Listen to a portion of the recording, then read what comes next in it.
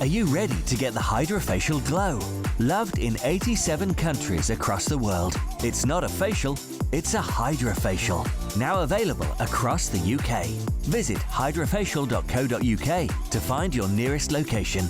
A lot of my hair fell out last year when I lost my dad. And it's just that feeling it gives you.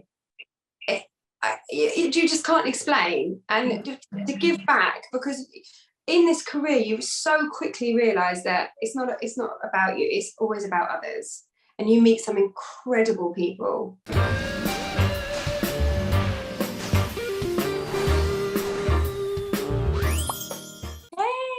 Friday, Monday. Hey. Friday. Oh my goodness. We have the look, the memo, don't we? The brown memo. The brown memo. Yes. Oh yeah. We're pink. Not me. And you're The brown scruffy memo, and we didn't get the memo, Sherry. No. Oh, I've got to tell you, I've just been talking to a friend of mine. Yeah. And she was at her daughter's hen do in Brighton, and they booked into a hotel. They had a wonderful evening. She had a few too many to drink, and she's not used to it. She's a bit of a lightweight like me. And she got back to her hotel, and they wouldn't let her in. They said, "We can't find your room." And she said, I have to speak to the manager. And the manager came along, and it was the wrong hotel. And she was insisting, no, I definitely have left my key here. Wrong hotel. So there you go. We've got to, watch that in the summer, girls. Yeah. If you're staying anywhere. No wrong hotels. No wrong hotels. So, Harriet, who is coming in today? Well, there is an extraordinary young woman who is a young mother and an inspiration to us all, because she does permanent makeup, not just for beauty, but also to help people when they have cancer or alopecia. And her dream is to have a foundation and do it for free. And it is the one, Sophie Dodds. Welcome, Sophie. It's so lovely to see you, darling. Now, Thanks for having me. It's such a pleasure. You do the most amazing beauty treatments for people, like doing permanent eyebrows and makeup, but you also do a lot of stuff that changes people's lives. And I would love to talk to you before we get into all of that with your permanent makeup and reconstruction for people. Tell me what people said to you at school because you were left-handed. What did they say to you, darling? So left-handed, especially for permanent makeup, was you won't be any good, and I wouldn't bother training a left-handed person. Thank you. One of the things, yeah. And then again, what else did they say, darling? That when I started beauty, I think some people look down on beauty and just think it's an easy course. They said, I give it 3 months and she'll be a prostitute. People Why Yes. did they say that? That's extraordinary. All of the friends that I've got that didn't go to uni, not my own ages, but the kids, that didn't go to uni, they're the ones that started working at 17 or 18. They're the ones that have got their own houses. They're the ones that have got their own businesses. And all the people that ended up in university have ended up with huge student loans, not getting anywhere to live, not getting any jobs. So beauty is the way forward. And what was the journey? Because you segued from doing beauty. There's been a burning passion in you always, hasn't there? Yes. To change people's lives. There was a woman who was on the front cover of Vogue in Japan. Tell us about her. So she was an incredible lady. I met her when I went to train. So from the minute I qualified in permanent makeup, my ambition was to eventually train in 3D areola for ladies who have had reconstruction from mastectomies. And she was my model. So it was a chance meeting. I even let the other lady in my class, I said, you choose which model you want and I'll take the other one. And it was she was the most empowering, inspiring woman. She took complete control, as she put it, of her cancer diagnosis. And anything that she could control, she would. Like, she shaved her own head. She said, I wasn't waiting for my hair to fall out. I thought, no, I'll do that myself. She only had one breast taken off, and then that's when she was on Japanese Vogue. I think she did a campaign with her daughter, and her daughter was a photographer, and the Japanese Vogue saw it and wanted to use it because it's the most breathtaking image. She's just there as to me, a goddess. Is such an empowering picture. And that was before her reconstruction. So once she had a reconstruction, what they do is they reconstruct the breast, but they can't always put the nipple back on, or they can put part of the nipple. So they're still left with such a scar that, that is a reminder, even though the breast is still there. So I was able to tattoo her a new nipple. Wow. And yeah.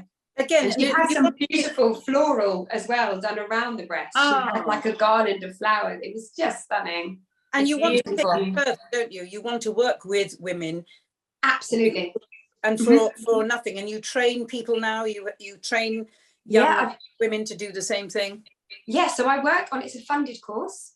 But they do pay back eventually once they earn over a certain amount.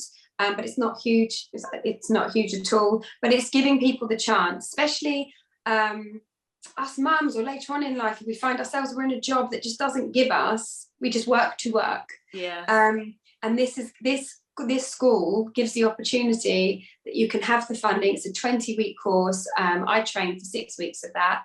And I'm a beginner's trainer for people who want to get into PMU. And I'm so happy to be, because it's teaching them that it's a passion. It's not, well, I could make this money when I come out of it, because I think too many people have done that, and that's where bad work has been happening. So people have been now just learning what they can do, how they can change lives. It's so brilliant. Yeah. Tell us about the scalp treatment that you're doing. Yes. So scalp tattooing has been around a long time for men. Especially men who, when they do shave their heads, but they've still got the receding, so that's bald and then shaved. So they would have it tattooed to look like they had it all over. I wasn't too much into that. And then I realized that it has now become density tattooing for women. For women who, I tell you just quickly, my best friend of 15 years, she is due to get married next year. She's always been very fair, very thin hair. And over the past 2 years, so much of it's fallen out. She's been to the hair specialist, everyone. They've said, unfortunately, it's genetic. There's not anything she can do. So now when she puts her hair up, you can see full-on scalp. She is having a half wig made, but she said, I just don't want that for life. They're uncomfortable and they're hot. So I said, as a wedding present, I tell you what, I'll go and train in the density tattooing. Wow. And I will do your hair for your wedding. So we are doing that in October. She'll have her first treatment with me.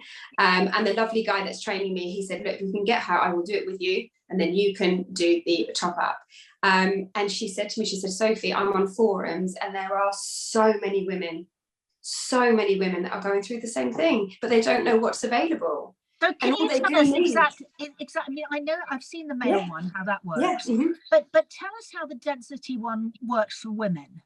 So basically, it's creating a shadow. So I've got some friends that do it. That when they tie their hair up, they have it sort of bit receding here. So they use eyeshadow or something like that to powder. Then of course it looks like more of a hairline. Or when you've got scalp showing, if you've got incredibly fine hair, to not have your scalp flesh color and to have it matching to your hair will give the appearance of density, so you won't be so aware of scalp exposure.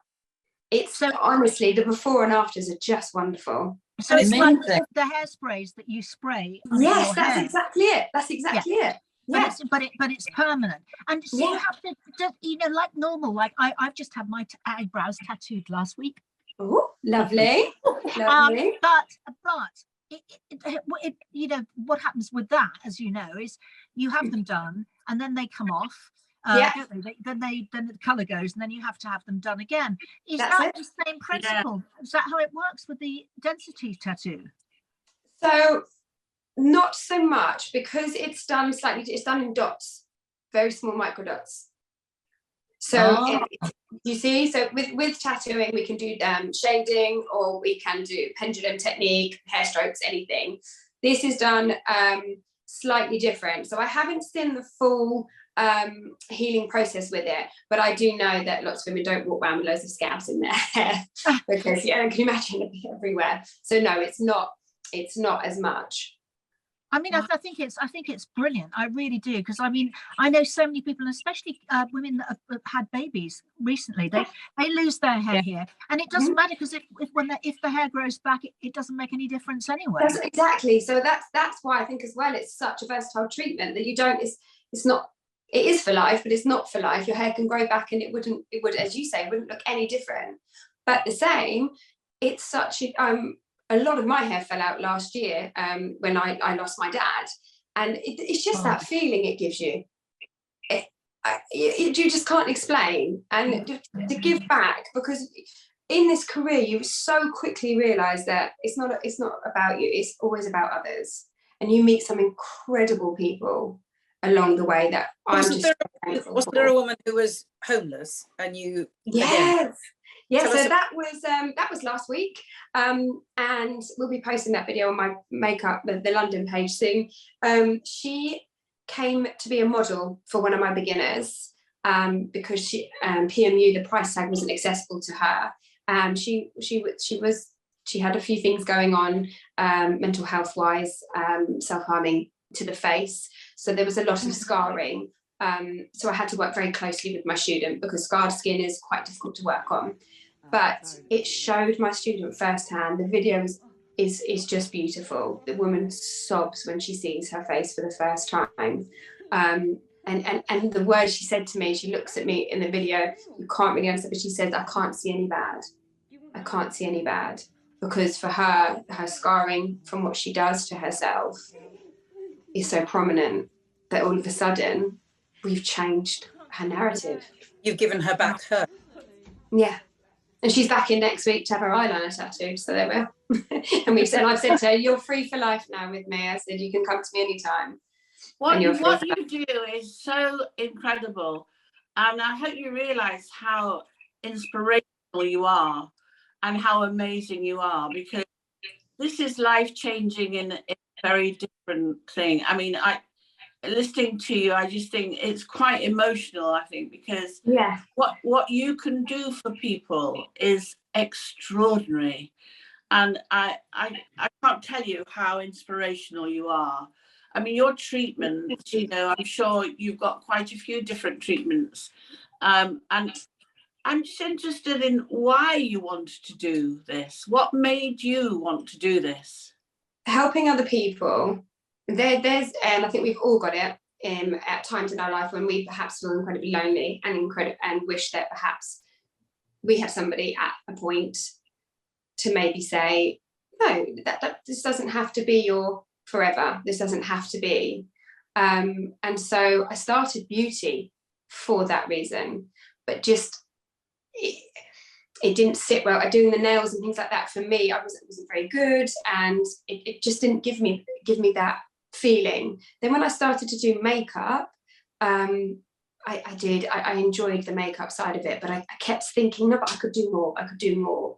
And then I went into fashion and just started being a personal shopper, which I loved, absolutely loved. I'd get these ladies that had just had a baby, and they're like, oh my God, I love my new body and I don't like it.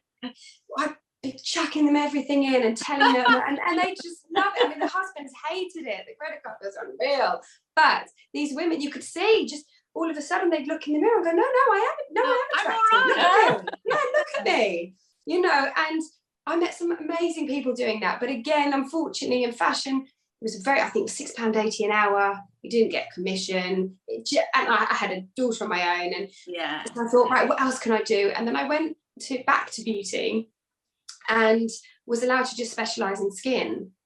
And skin excited me because it's science. And although I wasn't good at school because it was all academic, to learn through skin was absolutely amazing for me, because as well I controlled it a little bit more. And then I used to get ladies come in. I remember I had a lady, and she was going to the zoo with her husband, I think, one day, and he went into the bedroom to get a coat, and she thought he was taking his time, went to open the door and she couldn't, and he had just died in the bedroom. like, so such an incredible trauma so quickly. And she said, and it's been for 3 years, and I've decided now to do something for me because I feel I've aged about 15 years. Yeah. And I saw her every week, just giving her these treatments on her skin, and just, it was things like that. So not only did I do her facials, but we talked. Every week was an hour that she could talk about him. She could talk about what plans she had. Yeah. And so it was these things. So you're like a therapist, really, to her. Yeah. Yeah. And I learned to have boundaries with it, though, because sometimes you can do a whole day and you think, oh, but It's taking it out of you. yeah, Yeah, I understand. it's finding, The actual physicality of touching someone is healing. Yeah, it's hard. Yes, That's what you absolutely. do, isn't it? And so therefore you've got to protect yourself. It's the same thing. Yeah, Absolutely. absolutely. And then I saw what PMU was doing, because at first I didn't particularly, because I don't know many people, but PMU's been around for about 20 years. But the old semi-permanent makeup, if you see those salmony blue sort of brows, the little thin ones, I was like, oh, I don't know, that's not for me. And then it started to evolve, and really quickly. And I thought, okay, I can try this, and see, and see what I can do, see what I can change. I ensure that I train twice a year myself, with various artists. I push myself every year, and I eventually just would love to have a foundation that is for. I've had so many clients, you know, younger than me, girls that have been diagnosed with cancer, and they contact me once they've had their diagnosis before their chemo, and I will tattoo their brows and liner before their brows and eyelashes fall out. And they do say that it's such a scary, I haven't been through it myself, you know, touch wood, but they say to me, just, I look like less of a victim because I've got something there. Yes.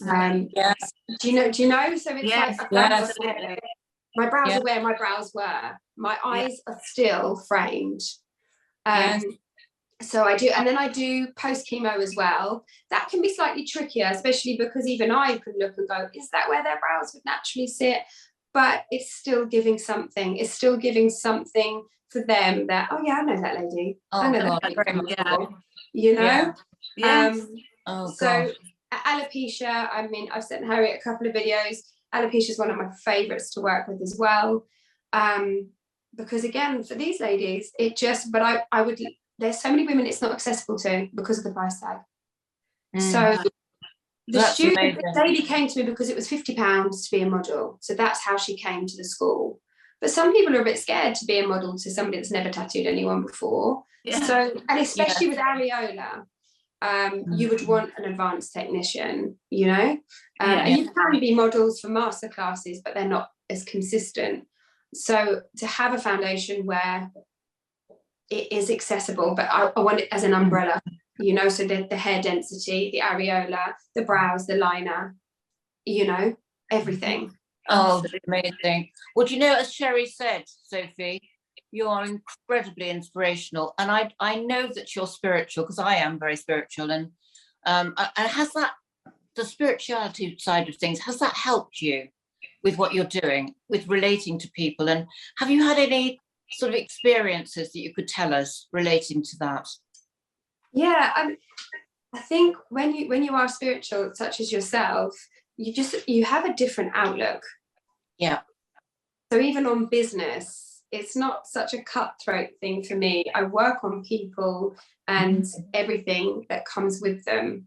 I find I can empathize and tap in a little bit more to people, and they just leave, and their reviews are always like, I just felt so comfortable in her space. I felt so reassured. I felt so at ease. And even the lady that I did tattoo her areola, she was very spiritual, and she said it was her being spiritual that she felt helped her be incredibly strong on her cancer journey. Brilliant. And she had people come through that would wanted to talk to me that I'd lost when I was younger. Oh wow! Was there anyone? Can you tell us that? Who it was? Of course. So when I was 18, I lived with a very, very lovely boy who was 18 also. I lived with him for 2 years. But when we were 18, he was killed, and she was just lying on the bed, and she kind of went a bit like this, and I thought, oh, she's cold, and she just said, you lost somebody, and she said, I'm getting a J, and his name was Joe. And she said he's tapping his head. Did he die of a head injury? And that was what happened. Is he was on a motorbike that he'd borrowed. It wasn't his. And as he was hit, he hadn't done his helmet up properly, so the helmet came off, and he hit his head on the curb. So yeah, she said that, and it made me a bit sad, because she said, he's saying if I hadn't. She said, was he not meant to be where he was? It just everything was touch on. And then she said, he's showing me the letter T and some stones on a beach, and I said, oh, I don't remember that, it was such a long time ago, maybe we did something like that. You know, when somebody dies and you do these things to remember them by, and have these little things. And I said, I don't remember. So I rang his sister afterwards, and I said, your brother's come through, it was lovely. He brought up our cat as well. We had a cat called Sly, who was awful cat, god awful cat, shitty thing, would wait by the back door as we walked in and claw the back of our feet. But he brought up the cat, and I told him, then she went, he's really laughing. Because I went, oh God, god awful cat. I hated that thing of clawing as you come in. And I said to her, he's mentioning the beach and the letter T. And she said, Sophie, do you not remember our friend got stones from his grave, took them to Thailand and buried them and took photos for us? So, she was completely, you could see she was incredible. Yeah. So Sophie, what's next for you? What would you like to do, or what have we got anything planned to do in the future? So I do have something very exciting, which you guys will be the first to know, as I haven't told anybody, but I start at 104 Harley Street on the 16th of August. Yes. I've got myself. Congratulations. Wow. Thank you so much. I have got myself a clinic room there. It's a really beautiful clinic, but they do so much within there as well. They do, honestly, if you go on their website, they do lots and lots. You have a new website coming up, don't you? That's an important bit of news about you, and all your information, all your films are going to be on it, so we can see that. We can put all the information up on our website for you as well. Oh, Sophie, it's so lovely to meet you, and it's been such a joy. Thank you for having me. Thank you so much. Thank you for everything you do. Thank you, Sophie. Thank you. We'll see you soon, hopefully. Yes, absolutely. Yes. Thank you so much for having me. Come back and update us, darling. Bye, darling. Bye. Bye. Again, a young woman who is changing lives. Very young. Yeah. All ages. Wonderful. Just wonderful. Amazing. Fantastic. She really is an inspiration. I think that hair density thing is so important for so many people. Interesting. Because a lot of women are, balding on the top of their heads or the back of their heads, and just to have that there, and it just looks as if it's okay. I love the story about her friend coming through to talk to her, and the petals. Wasn't that brilliant? Brilliant. And how could you know that? It's extraordinary. Exactly. It's extraordinary. So, girls, we'll be back next Tuesday. Yes. We certainly will. And that's our final show, isn't it? On Tuesday is our final show till we're going. The Wonderbirds are actually we're migrating for the summer. We'll be back at the beginning of September. So, but we've got one more show on Tuesday. One more show. I'm really excited because it's my gorgeous, lovely, amazing cousin Francesca Catlow. Yay! Lovely. See you Cannot Tuesday. wait. Bye, guys. Bye, darling.